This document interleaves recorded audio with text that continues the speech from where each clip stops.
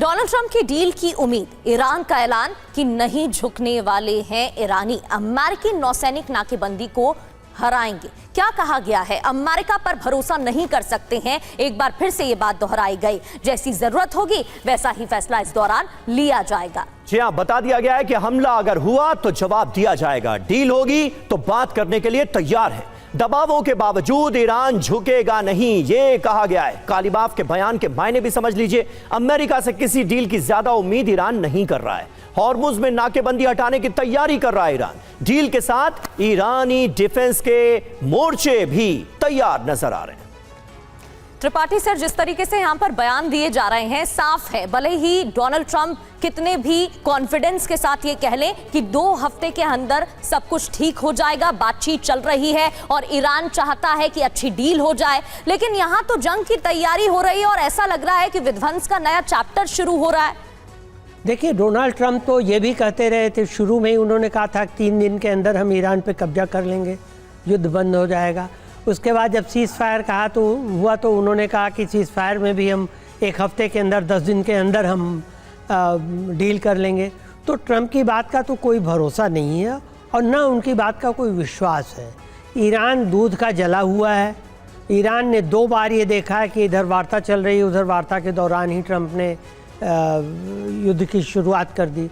तो ईरान तो ये इस बात पे ईरान अगर ट्रंप का भरोसा नहीं कर रहा तो वो सही है, क्योंकि ग्राउंड पे कुछ रियलिटी दिखाई तो जाए कि क्या हो रहा है, किस तरह से आप कर रहे हैं। आप अपने जहाज भी, जंगी जहाज भी आपने वहाँ लगाए हुए हैं, आप हमले भी कर रहे हैं, आप इजराइल से भी हमले करा रहे हैं और उसके बाद आप कहते हैं कि हम डील करेंगे।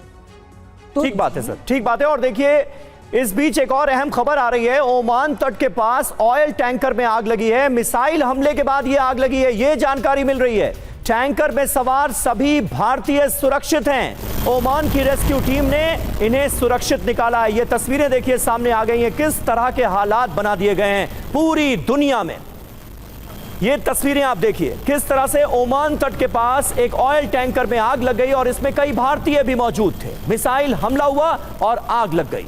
टैंकर में सवार सभी भारतीय सुरक्षित हैं, यह राहत की बात है। ओमान की रेस्क्यू टीम ने इन सभी को सुरक्षित निकाल लिया है। तो आखिर हुआ क्या था? ओमान तट के पास हमला हुआ और टैंकर में अचानक से आग लग गई, जिसके बाद रेस्क्यू किया गया। दरअसल पलाव के झंडे वाले टैंकर पर अटैक हुआ।